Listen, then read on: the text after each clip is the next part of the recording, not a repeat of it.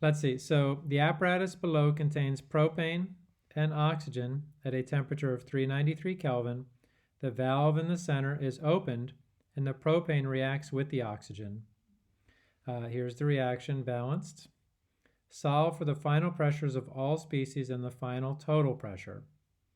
So for this particular one, our process is going to be find the moles of reactants.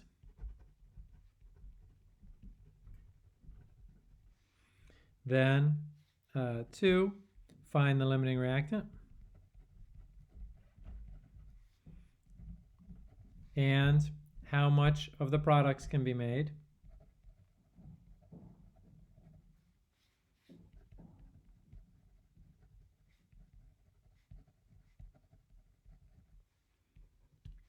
Three, find the leftover excess reactant.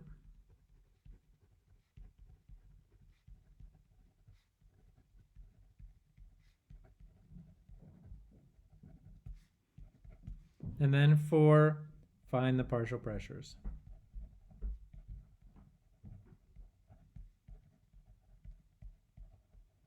And I guess the last will be to find the total pressure as well. Find the pressures. All right, so for 1, we have a pressure, we have a volume, and we have a temperature. So for my moles of propane, can somebody please take out their calculator and tell me how many moles of propane they have? Can somebody else work on finding how many moles of oxygen we have? And I'll wait.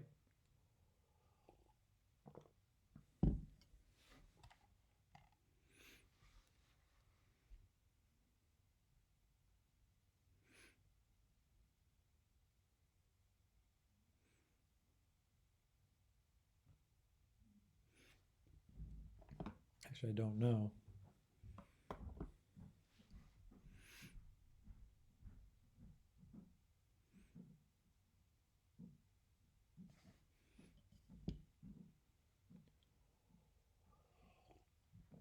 This is where I drink coffee.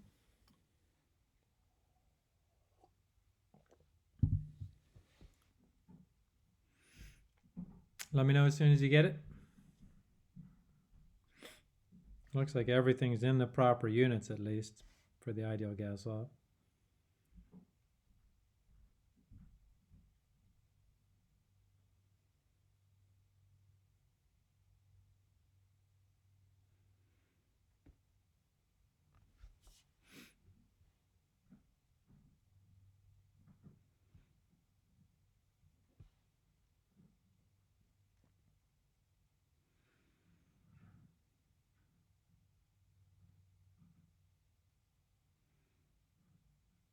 And of course, let me know if you have any questions.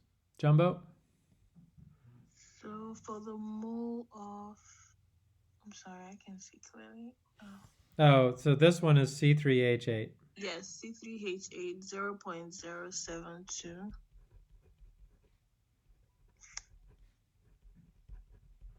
Thank you. Somebody else got the other one?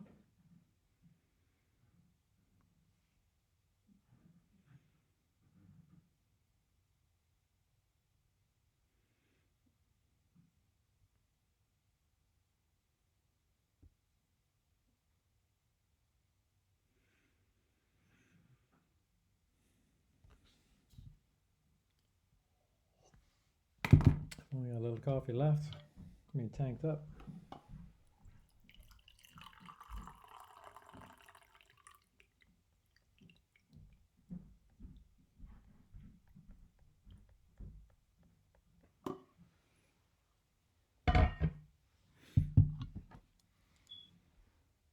Is that 0.846? That sounds about right. Thank you, Monique. You're welcome. And thank you, Jumbo, if I didn't say it. And I'm going to assume these guys are right, and the numbers look right. So I actually drew them a little close to each other. There we go. So And one of the things you'll note about this problem is when you do the homework, we have all different numbers for the partial pressures of our gases, so everybody will be getting a slightly different, though related problem. That's number one. Number two says find the limiting reactant and how much products can be made, or how many moles of products can be made. To do that, we're going to do a mole ratio to find how many moles of products we can make. It doesn't say which product, so we get to pick one. I'm going to pick carbon dioxide, but eventually we're going to do both of them, meaning we're going to find out both moles of products made. I chose carbon dioxide, and for carbon dioxide, for every 1 mole of propane, I get 3 moles of carbon dioxide. On the other hand, for every 5 moles of oxygen, I get 3 moles of carbon dioxide.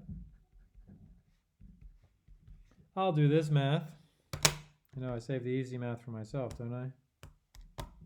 Let's try that again. Point. So this one's straight times 3.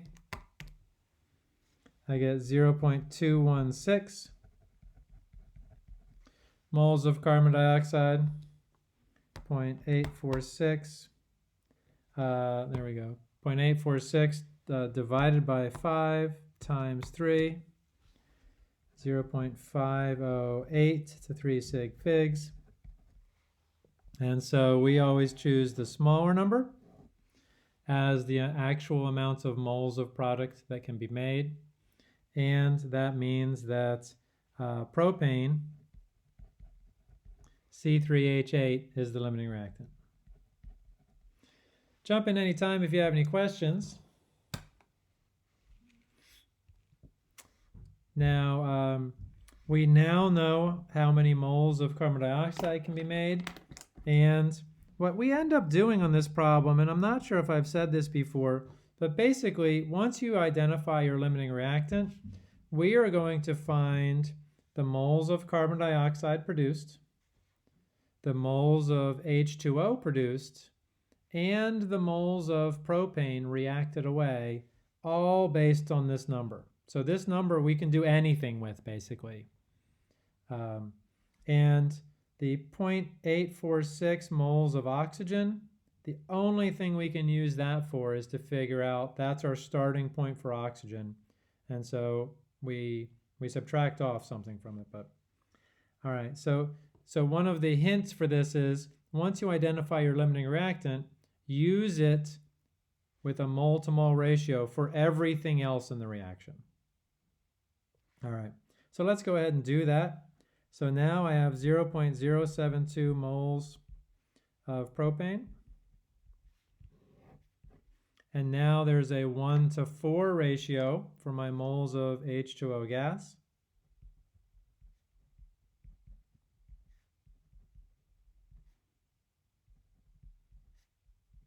So I can find that.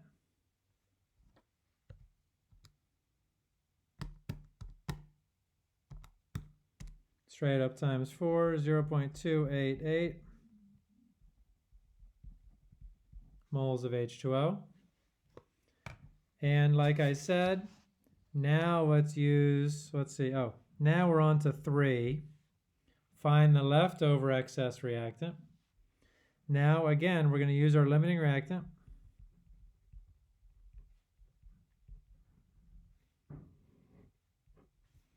And we're going to go use the mole ratio to get to our oxygen now.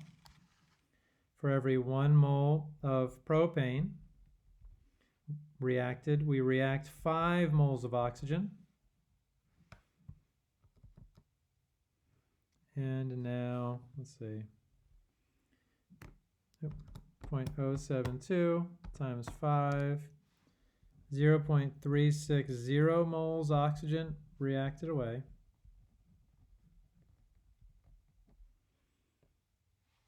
And now we started with 0.846 moles of oxygen.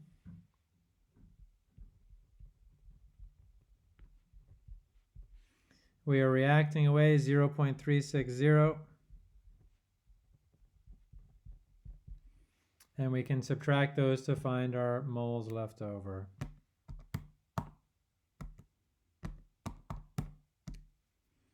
.486 moles of oxygen left over.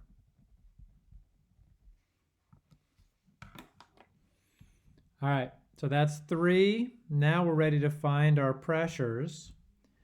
We know the temperature, which is still the same. It's still 393.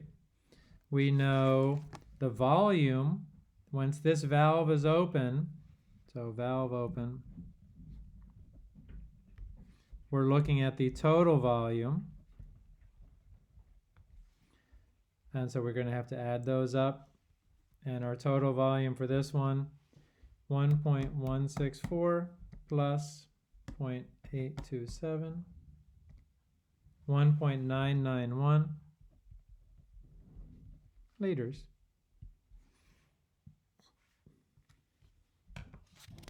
All right, I'm going to need a second piece of paper here. On the second piece of paper, what I'm going to do is, well, I'm going to do my partial pressure of propane first. Partial pressure of C3H8. It's my limiting reactant, so it's just 0. Because there's none left over, we ran out of it. You don't have to write this, but I like to. Then my P of my oxygen is going to take my leftover moles of oxygen. Well, let's see. PV equals nRT. If I want my P, it's going to be nRT over V. There we go. So I need my moles of oxygen. I need my R. And I'm just going to write R there to save space. And then I need my temperature, which is 393 Kelvin. All over 1.991 liters. And whatever that is, 0.486 times 0.08206 times 393 divided by 1.991. I get 7.87 ATM. Now I have my moles of carbon dioxide, I have my moles of H2O, and I can do basically the same calculation except with different numbers of moles for those two things.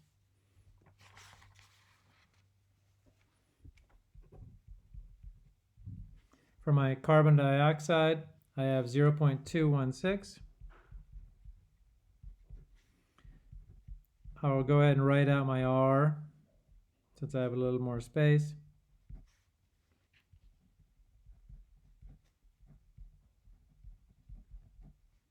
And 393 Kelvin.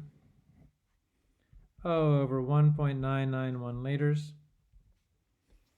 And I think we're close enough that I can pretty much leave it here. But you're going to do the same thing for the H2O. Then you're going to add them up and you get your total.